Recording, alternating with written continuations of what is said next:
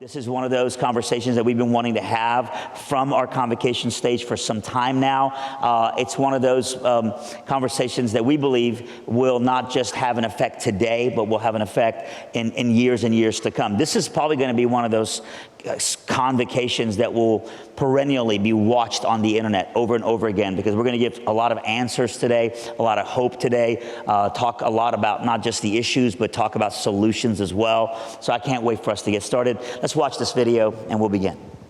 I can't tell you how good it feels to finally be free. To eat without guilt, to like the girl I see in the mirror, to forget to weigh myself because it just doesn't matter so much what I weigh, to really, truly believe that I am loved just as I am. For 9 years of my life, I struggled with an eating disorder. I felt ugly 90% of the time. Even when I struggled to find clothing that was small enough, I still wanted to lose more weight. Even when guys asked me out every single day, like I dreamed of, I never felt beautiful or happy. And yet I still believed my eating disorder would eventually make me happy, that it would make me beautiful, that it would make me good enough. And there you have it. The real issue deep down, I never felt like I was good enough. Since I was a little girl, I've wanted to be perfect. I've wanted to make everybody else happy, to be nice enough and smart enough and a good enough Christian and, yes, pretty enough too. So when I got into a bad relationship in college, when my boyfriend told me I wasn't as pretty as his ex-girlfriends, I believed him. It was confirming the lie I had believed my whole life, that I wasn't good enough. When we started dating, I was at a normal, healthy body weight, but I quickly dropped 20 pounds. All I had to do was think about the gorgeous, skinny girls that my boyfriend flirted with, and I'd lose my appetite completely. Eventually, my dad broke off the relationship, and I began turning to food for comfort in what's called binge eating. I would eat and eat uncontrollably. I wasn't even tasting the food, I was just stuffing it into my body as if trying to fill the emptiness within. When the binge would finally end, I'd feel so guilty, and I'd promised to do better at not eating the next day. And that's when I did the one thing I never thought I would do. Walking into my bathroom, kneeling down over the toilet, trying and trying to make myself throw up, and utterly failing. An eating disorder feels like a part of you, like another limb, or like part of your identity. As much pain as it gives you, breaking up with it feels like losing a piece of yourself. But as time went on, I wanted to be free. I really did. I dreamed of one day being able to like the girl I saw in the mirror, of one day being able to eat without feeling guilty, of one day being able to help someone else. And that's when I finally found something else that I wanted even more than I wanted my eating disorder. I wanted to help other girls learn how to like their bodies too. With that motivation in mind, I tried to get better. I tried to stop the binges, to stop the shame, to stop weighing myself 6 times a day, but I couldn't. And that's when I realized that I needed help. For the longest time, I hadn't told anyone about my struggles because I didn't think anyone would understand. But as long as I kept this a secret inside me, I couldn't heal. So I finally opened up to my pastor and his wife, and they took me by the hand and began walking me through this journey, speaking truth into my life, showing me the way toward freedom. And honestly, without them, I wouldn't be free today. You see, I think in many cases, eating disorders are not the primary problem. They're actually a symptom of a problem. And don't get me wrong, we definitely need to work through our eating disorder, but I think in order to do that, many of the times we have to find the real problem that's underneath the disorder. For me, the real problem was that I never felt good enough. And that's where my eating disorder came in. I thought it had promised to make me good enough, beautiful enough, and skinny enough, to make me into the kind of girl that I thought would make guys stick around. The kind of girl who didn't have to be afraid of somebody leaving her. But instead, it had destroyed me. One day as I was home for a break from college, my dad noticed that something was bothering me and asked what was wrong. I told him, "Dad, sometimes I feel like I've messed up so much that you and Mom will never be proud of me again." And I'll never forget his next words. He said, "Tiffany, I love you because you're my daughter. And yeah, you've made some dumb mistakes, but nothing can change the fact that you're my daughter, and that's why I love you." And in that moment, I felt like God was saying the same thing to me.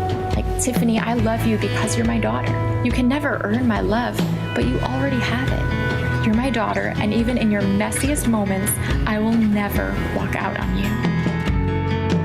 I realized that I'll never be perfect.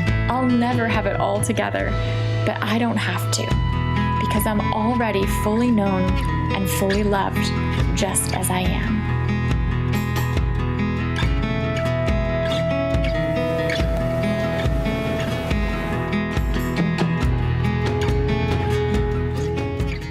There we go. Good morning, everybody. How are y'all doing? Good. Yeah, I appreciate y'all being here today to hear about this topic. I'm Kenyon Knapp. I'm the Dean of the School of Behavioral Sciences here at Liberty University. And I don't know about you, but I know a lot of people who struggle with eating disorders, and it may be you or it may be a friend, but many of you sitting here today are in the mental health fields, and you're definitely going to be dealing with this in the future. And so we wanted to bring you a topic today that was really relevant and one that you could use to help a lot of people, or maybe yourself. And as part of that process, I got some great speakers here today, a guest panelist group. Let me put on my glasses and I'll read you all the list of who we have, and y'all can just give a little wave. The first here is Trish McCoy Kessler. Trish is a 2013 Liberty Counseling Department grad. She's the founder and owner of Empower Counseling here in Lynchburg. Second is Sandra Noble, who is a current PhD student in our counseling program, and she also works with Trish. Third is Susan Delgobo. She's a dietitian and nutritionist from Charlottesville. She's previously worked at the University of Virginia and a lot of other professional settings doing dietitian work. Fourth is Emily Badwanik. I tried to say that right. Emily is a counselor here on our staff at the Student Counseling Center here in Green Hall, and she specializes in eating disorders. And then finally, last but not least, is Stephanie Severance, who's a junior here at Liberty, and she's come here today to share her story of recovery. So got a great group of people here, and they're going to try to help us all out with figuring all this out. I got a list of questions here, and I'm going to go down and share with them, ask them to share responses to the questions, and then that'll get it all going here. The first one is Trish, who specializes in this. Just tell us as a group, what are eating disorders and what are the warning signs? How do you know you have one or not? Sure. First, thanks, Dr. Knapp, for bringing this issue to the attention. It's very unrecognized sometimes, and thank you, Liberty, for having us all here. Eating disorders are serious, but they are treatable psychiatric and medical disorder. So there is hope. Just like in the video that we saw, there is hope for this disorder. Sometimes it starts in adolescence, but we're seeing more at the practice that now it's more, I see a lot of little kids and also adults that are struggling with eating disorders. There is a definite control piece. It's not about the food. Just like the video said, it's other things that are going on that somebody wants control. It's all genders, populations, socioeconomic status, people that struggle with a disorder. The three top ones that we really see are anorexia, which is the restriction of food, very low weight, distorted body image. The second one is bulimia nervosa, which is a little bit different. Patients tend to binge large amount of food, and then they use compensatory behaviors to get rid of the calories, such as vomiting, over-exercise, laxative use, and things like that. Again, both of those are very serious. And the last one that I'd like to mention is binge eating disorder. And that is where patients consume large amount of food, almost to discomfort, and they don't use any behaviors to get rid of the food. And I was reading on the National Eating Disorders Association website that binge eating disorder is the most common eating disorder right now in the United States. Warning signs, they're so vast. I'll just go over a few of them. Definitely anxiety, depression. If you see your friends isolating, they don't want to go out with you to eat, they don't want to hang out, that's a definite warning sign. Also, just look visibly, the loss of weight, gaunt looking, lack of energy, fatigue. And for women, a lot of times their menstrual cycle will also be be gone. So, and that's just a few warning signs. Definitely go to the National Eating Disorders Association site, and there's a huge list of the warning signs. Thanks. And by the way, as we speak too, some of the contact information of our panelists will be up on the screen. So if you want to contact them later, you'll be able to do that. And after hearing that description, I know a lot of people here probably go, oh, I know someone. Oh, sure. Absolutely. We work with a lot of Liberty students, college students, and all in the area. And it's, every time I talk to somebody, oh my gosh, well, I think that they're struggling or they're struggling. So it is really relevant on campus here, too. Yeah, absolutely. It's so common on college campuses. It's really a lot. But now that you've heard the description of it, you're probably saying, well, what do I do? What do I know someone and I need to help them. So Sandra, why don't you share with us, how do you help someone with this if you know someone? Yeah, thanks, Dr. Knapp.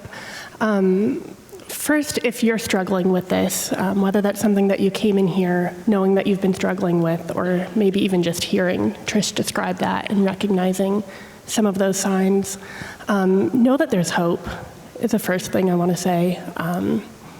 Eating disorders are something that can feel very hopeless, or can feel like the person in the video was saying, feeling like they're too far gone. Feeling like there's no way out of this, or this is just something that you have to live with forever. Know that that isn't the case. Again, as Trish said, they are treatable. And then it's so important for you to get some support outside of yourself. Eating disorders are treatable, and they need other people coming alongside you. If that's reaching out with a friend and getting a friend to maybe help you get set up with going to a counselor, if it's going to a doctor. And there is a lot of fear that can be associated with that, fear of the unknown, fear of what's going to happen. If I do that, what happens if I have to lose my disorder? Just really encourage you, find somebody that you trust, that you can share with, and then get connected to some professional help. And if you're in here and you've tried to recover before and you're still struggling, again, know that you aren't too far gone. It doesn't mean that treatment didn't work. It doesn't mean that there isn't still healing for you. And then the other side of it is if you are thinking, I think I know somebody who's struggling. I think I've been noticing this. I'm hearing this description. A lot of it seems to match. Or if a friend has come to you telling you that they need help, being there for them as a friend, being somebody who is stable and consistent in their life is going to be such a key part of their recovery. Going and being a support to them, whether that's going to an appointment with them, if it's encouraging them between appointments, if it's consistently reminding them that they are loved, that they are known, that they can get through this. And then again, getting them to professional care. Knowing that that is part of this treatment process, part of the healing process is getting some help. And then a big part of it is also just ask them how you can support them. For some people, it might be they need somebody to go to the rot with them. Might mean, they need somebody there at meals. It might mean they need some help grocery shopping. Maybe they just need to be distracted and need somebody to watch Netflix with after a tough appointment. Ask them what you can do to help them and to be there for them. And that will be invaluable to them in their healing process. Yeah, thank you. Yeah, of course, getting help can be scary too, because the idea of going out and seeking help, and you might think, gosh, if I go to someone about this, they're going to try to send me to a psychiatric hospital somewhere or something like that. And there's lots of different levels of care, but Liberty recognizes that this is a really common problem, and because of that, we have a lot of help right here on campus. So Emily, why don't you jump in here and share a little bit about what Liberty has to help people? Absolutely. We have something at just about every level. At every facet of it. We have student health services. If you walk in, they can definitely help you with the more medical side of things. We have Rachel Sanders, who is a dietitian, and Susan will explain the important part of that in a minute. We also have services in our office. You can call our office or go on our website to get more information on that.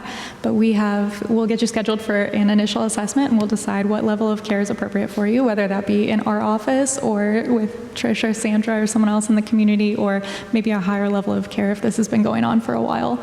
We have crisis services as well. If this is something that is becoming an immediate need, it seems like it is life-threatening. Eating disorders can be very serious, and we want you to treat them as such.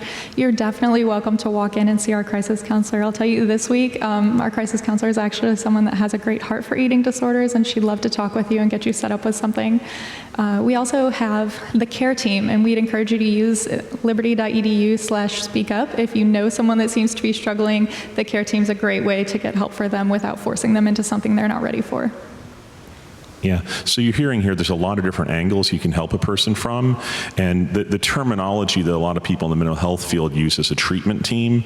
So Susan, why don't you jump in and share with us about what does a treatment team look like and how do they help somebody? Sure, and thanks for inviting me to this lovely event, and what a space you have here, really impressive. So as you've heard from the other speakers already, eating disorders are complicated, multifaceted diseases. And because of that, treatment, as a general rule, goes better for the person that works with the primary treatment team to develop an even more full treatment team. And what would that look like?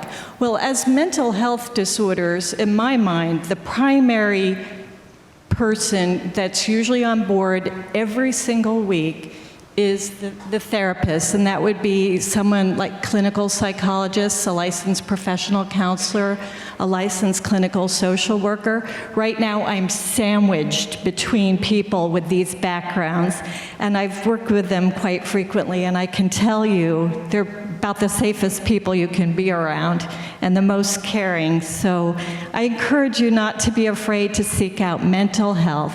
And I'll tell you a little tale. When I became the first dietitian at the Student Health Center at the University of Virginia, we had to keep statistics of who came in to see me. I did, in fact, the whole 10 years I worked there. And at the end of the 10 years, our average was 70% of the students who came to see me with disordered eating or an eating disorder. And what I discovered is sometimes the dietitian serves as a gatekeeper, because it's a little easier sometimes to go talk to a dietitian about your food and eating. Whether you're already aware you have the eating disorder, or maybe you're not aware that it's going in that direction. So that's why it's so critical that the team is always communicating with each other, and we have a team. The other members of that team are a medical doctor, and for some people they use their PCP, and we always encourage them to be in touch with their PCP. But when you're a student, of course, you have the doctors at the Student Health Center, and maybe for some of you, that person's become like your PCP. Certainly reach out to them. Beyond that, you might see a psychiatrist for management of medications. It might be that your PCP is doing that. And what I really like about what I've seen down here already is you have pastors on board, ready to go. I can tell that already. And I think to include family, friends, pastors, ministers, that's what composes a full treatment team. Thank you. Yeah. So just, you've heard now enough about what the disorder is, or the disorders, and you might be thinking, okay, maybe I know someone who's ready to get help, but I wonder what it looks like. Like, if I did jump in and get help, what would it feel like? What would I go through? So Sandra, why don't you share just a little bit about what the process would look like? Sure. There isn't one set formula for what recovery from an eating disorder looks like. As you've heard, there can be a few different first steps, whether that's walking into a dietitian's office, whether that's reaching out to student counseling services on campus, or finding a counselor off campus. But then once you are connected to getting some support and getting some help, there can be a lot of questions of what's going to happen here. So knowing that there isn't one set formula, we can say there are several different aspects of recovery. Like it's been mentioned, eating disorders are multifaceted, and because of that, the treatment is as well. So it's not just a matter of physical recovery. It's not just a matter of gain some weight back or get back to the body that you were in. There certainly is a physical aspect of it. There are also emotional aspects of it, of what's really caused this disorder. What is the emotional purpose that it's serving? And also looking at the mental side of it. What are the thoughts and the core beliefs behind this that have really kept you, a friend, whoever, stuck in these patterns? So knowing that recovery involves addressing each of those, and having lapses or relapse is often part of the process. It doesn't mean that you're not doing recovery right. It doesn't mean that you won't be able to recover. But learning how to deal with the good days and the bad days both are part of the process. And the last piece I want to say on that is it can be a long journey. It's typically not something that develops overnight. It's not something that will be healed overnight. But when you have the people around you who can provide the support, who can provide the care, they'll walk alongside you throughout the journey. Thanks. I tell you, when I hear about things like this too, I wonder what is it that sort of causes it? And they're saying there's a lot of different things, but there's got to be some contributors in society that sort of feed into making people want to have eating disorders. So Trish, why don't you jump in and share about that? Okay. Well, I know we all love our social media. I know Facebook, Instagram, Snapchat, all those things. But I think that some of that is pretty unhealthy because it leads us to comparing ourselves to other people. We have filters, we can change the photos, we can change who we are, and a lot of times social media is unrealistic. You guys, understand what I'm talking about. You put the filters on, and then you post the picture, and somebody says, "Oh, really? Is that them?" Or either we compare ourselves to, stars that, they really don't look like that. And so I think that is one cause, and I'm not saying get off your social media and things like that, but it's not just looking at it, but it's how we interact with social media. And so if you just keep in mind that some of these images aren't real, and we compare ourselves, and when we compare ourselves to other people, we're not really concentrating on our own self-worth, our own journey, our own mission, on God. We're not focused on anything else but comparing to that other person. And so I think that can cause that feeling of, I'm not good enough, just like the girl in the video said. And that goes along with perfectionism, wanting to look a certain way, wanting to be a certain way, and definitely that's unattainable. All of us, of course, are perfect in the eyes of God, but we're not perfect, in our human ways, and so that's unattainable. And so I think just reducing those things and understanding realistically what we're doing on social media. I think those are some of the causes that I see with especially college students and adolescents right now. And there's many other causes. There's, environmental issues, there's trauma, biological issues as well that contribute. Absolutely. Now, most of you guys know too that most people with eating disorders keep it a secret. Like, it's not something they just advertise, but it does affect different parts of your life, even though you try to keep it a secret. So, Susan, could you share a little bit about different aspects of people's lives that it affects? Sure. It's going to affect all your relationships, and I'm not one of the therapists here trained in mental health.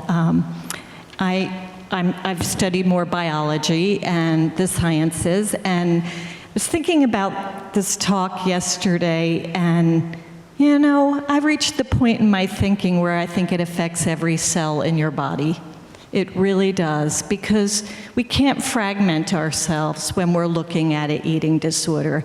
It might be that you develop iron deficiency anemia. It might be that another person starts experiencing thinning bones, and all of a sudden they have osteoporosis.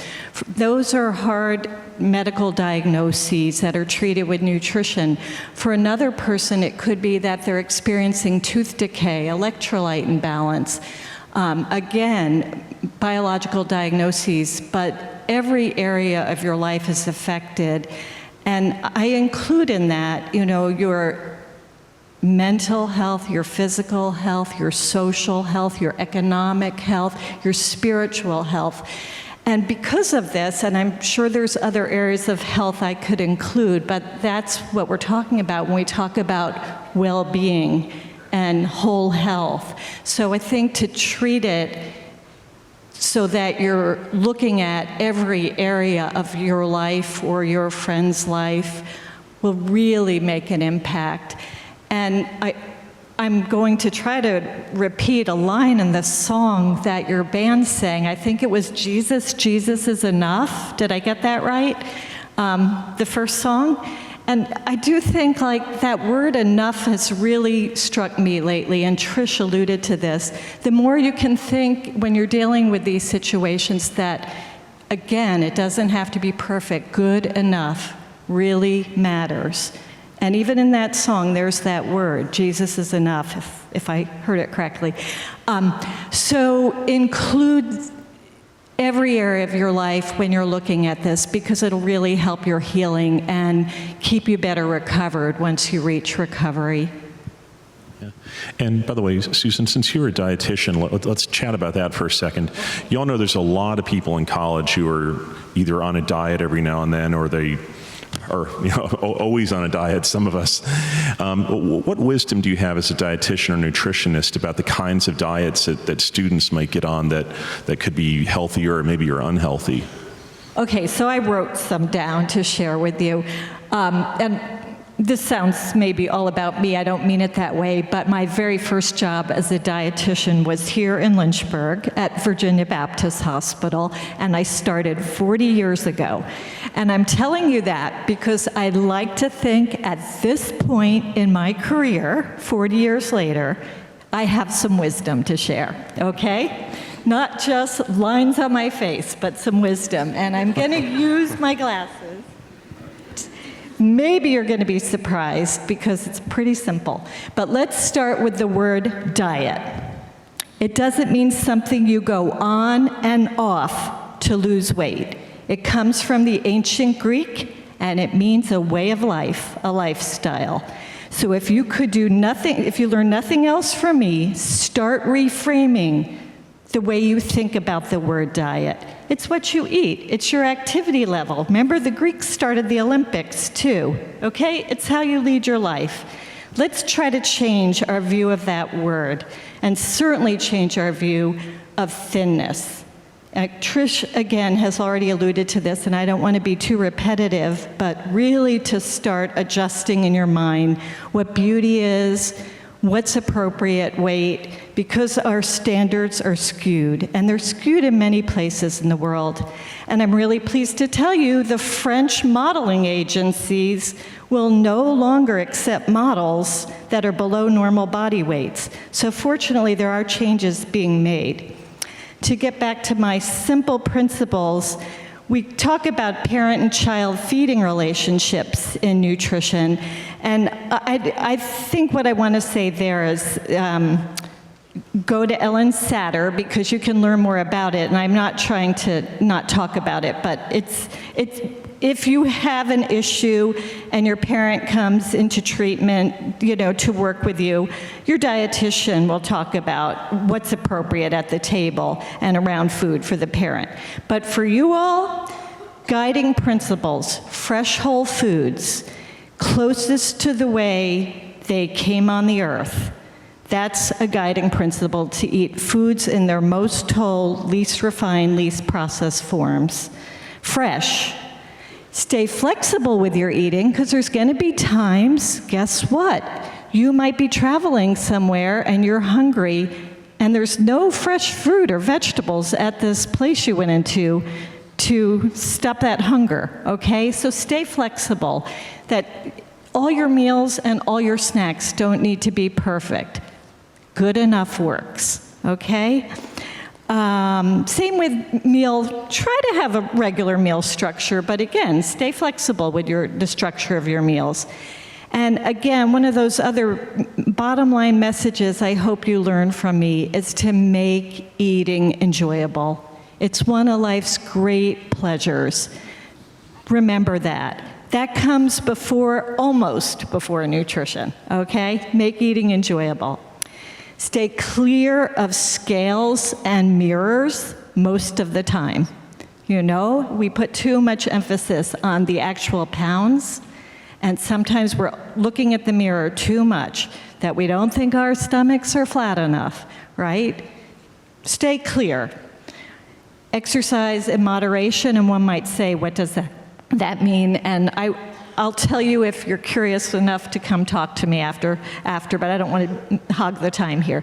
And this one is old wisdom, and it really holds true, and I can tell you that after 40 years. Eat more vegetables, okay? And don't forget, because you're busy students that don't have as much time to cook, that fruit is the ultimate fast food, okay?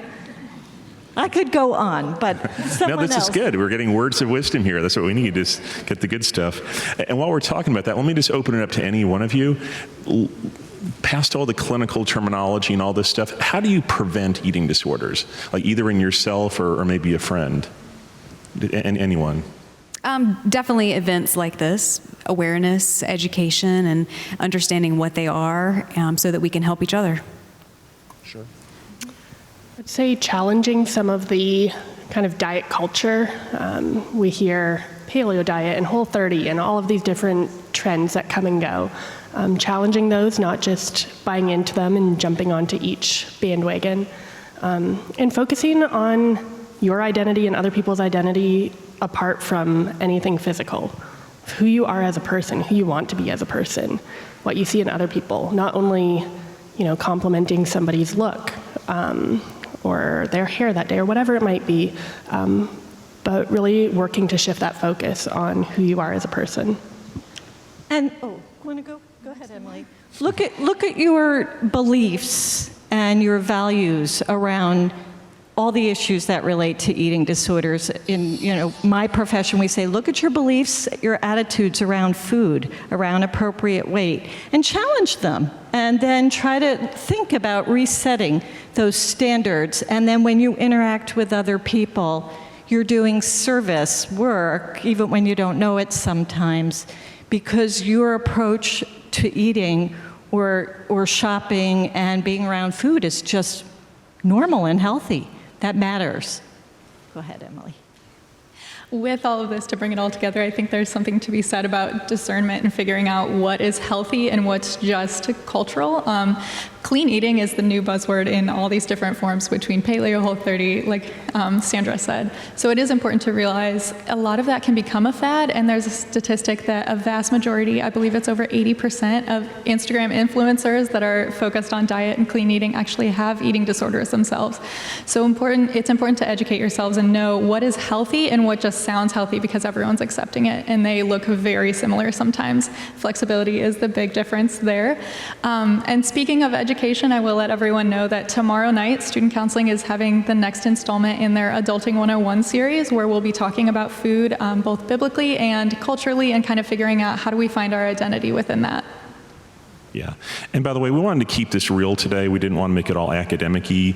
And I appreciate Stephanie stepped up here to share her testimony and her story. So go ahead and share what's on your heart, and don't look at the clock, just to share what's on your heart. Thank you so much for allowing me to be here. I am a junior here, so I know several of you who are in the audience today, and thank you all so much for coming out. This is really important to me because when I was 15 years old, there was a lot in my life that felt out of control, and I struggled with severe social anxiety. I didn't realize that at the time. I just thought that I felt bad and I hated feeling bad. I also felt like I didn't have a purpose in life, or like no one had a need for me. And I just experienced a rejection from my peers. And during that time, I just really felt so purposeless and so confused. And I really hated myself so much that I thought maybe if I could change the way that I looked, then the people around me could just ignore how horrible I was as a human inside. And so I just threw myself into an eating disorder. And throughout the next months, my parents noticed a lot of changes in me, not just in how weird I was eating, but my personality was completely changing, and I was irritable and never seemed to be able to focus in conversation and didn't want to go places. I went to visit a friend late in the summer after I turned 16, and I hadn't seen her since before my eating disorder, and she was really scared by how much I had changed, and she was willing to call my parents and tell them that she was really concerned about me because of how much I had changed, and I'm so thankful that she did that because that changed my life. When I got home from visiting her, my parents took me to a doctor, and I was immediately diagnosed with my eating disorder. The doctors referred me to a therapist and a dietitian, so I had a little treatment team. But after coming together and all seeing me, they decided that it just wasn't enough. They were really worried because of how far I had gone in my eating disorder without getting help, that I was going to die. They ended up sending me to a residential treatment facility, and I was in residential treatment working hard on recovering from my eating disorder for a total of 5 months. While I was there, though, I was still just feeling so distant from everyone, and especially really distant from God. That was a huge part of my eating disorder, is I felt like I could never be good enough for people, but I also felt like I could never be good enough for God.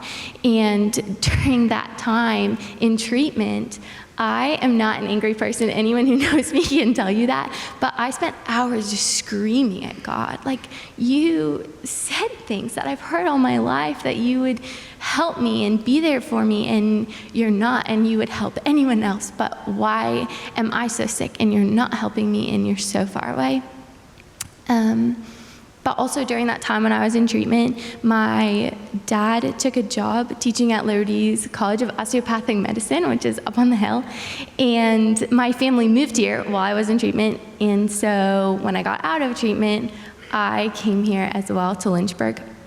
That's when I met Trish, who was my therapist, and I met another Trish, who was my dietitian. And so I had a treatment team here.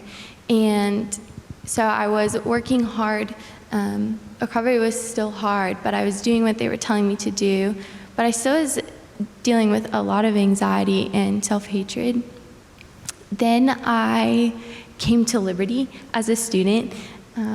And the first day that I came to Liberty, I met a CGL who lived across the hall from me. Her name was Taylor. And she was really nice to me, and I didn't understand why. Because I just really didn't talk to anyone for like the first month of being here as a student. Maybe some of you can relate. It's scary coming to college.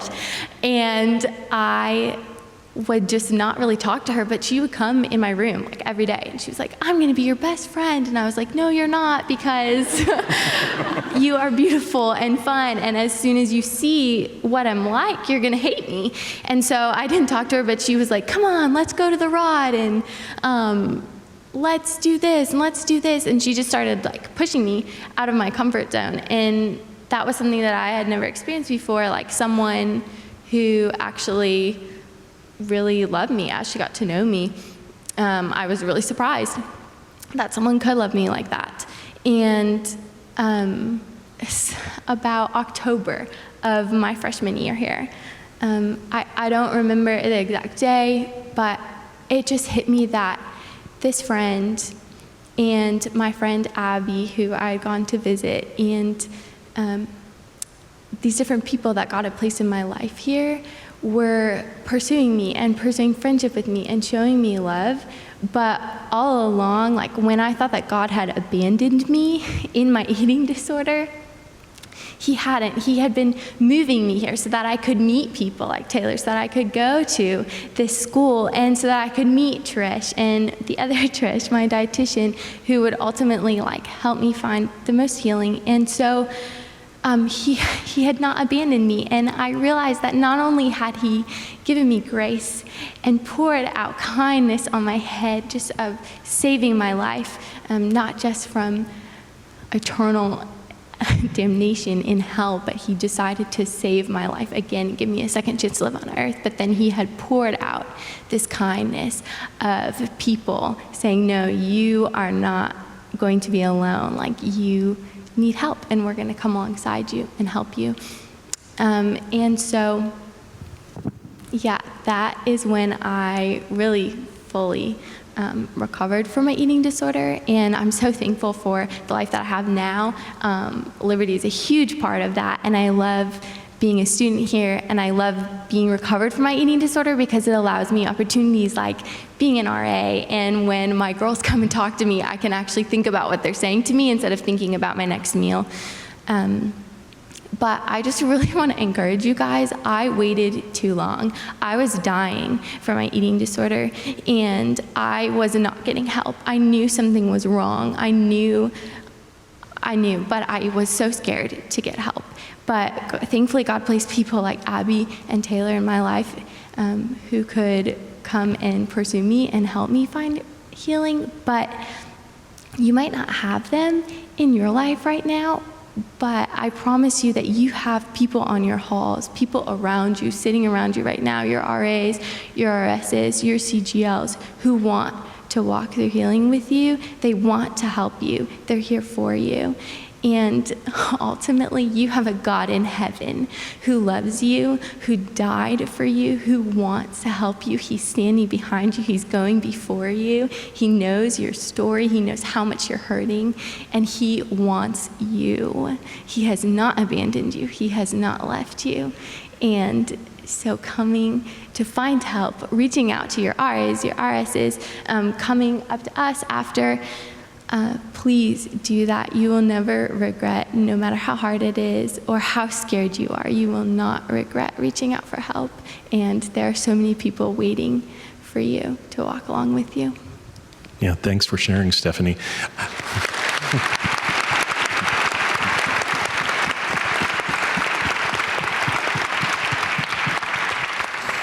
As Dr. Nasser comes up here to wrap it up with me, I just wanted to say, I hope you all get the sense at the end of all this that there is a lot of hope for recovery from this. There is a lot of help. Everyone sitting here has a heart to help you and encourage you with this. And we're all going to be up here in the front of the stage at the end of all this to chat with anyone who wants to, or you can contact them with the contact information you saw on the screen. So, Dr. Nasser? Can we thank Dr. Knapp and just this great, distinguished panel? Just sitting here, and I think Tricia would testify to this, just even in Charlottesville, Liberty University is not immune to every other thing that the world is facing. We just believe that the ultimate eternal answer to eternal security, like Stephanie was saying, is Jesus. But that when God saves you, that doesn't mean that all of a sudden all these issues that we deal with go away. As a matter of fact, sometimes those issues come to surface at an even greater capacity. And I'm so thankful that we have a great counseling team like Emily and those that she works with, and they are available to you. They are constantly on the front lines doing that. Just like you said in your story, Stephanie, community group leader is always available to you. Your resident shepherds, she's an RA. Goodness, how blessed these young ladies would be to have her as an RA, just to say, hey, I'm dealing with this. It's not just the women on our campus. I know it's already been talked about over and over again, but several of our shepherds, I was just told by Wes, have struggled with eating disorders as well. And so, listen, there are all kinds of places where you can just take the first initial step to say, I just want to talk to somebody. And then it's not your job to know the route all the way in to more professional help with someone like a Trish or with Emily. You just cry out for help, all right? Just talk to a friend, talk to a community group leader, we have several shepherds that are going to be hanging out afterwards. I think this panel is going to come out and make themselves available to you. Just take that very first step, and then we'll walk with you, all right, to the next step in the journey. And you don't have to be alone in this. If you're watching via live stream or just on any of the other channels, again, you can go to liberty.edu and get help as well. We are here for you in this particular just struggle in your life, all right? Again, one more time, can we thank them? So brave. Steph, you're awesome, all right? All right. Let me pray for us, and we'll get out of here. Father, we love you. We thank you for your mercies that are always made new. We thank you again for the hope of salvation. And I know that so much of this today is just about identity and struggle and hope and purpose and fear. And so we pray that all of these things will just help us understand our desperate need for someone who's bigger than us, our desperate need for community, and for those who deal with this outside of the emotion of it, but can help us in a medical sense. We love you. We are grateful for the help that's been offered today. We pray that it's going to save lives. We pray this in your name. Amen. Again, this panel and all of our shepherds will be available, all right, as we dismiss. Please find time to come and meet them up here if you'd like. Thanks again. See you Wednesday.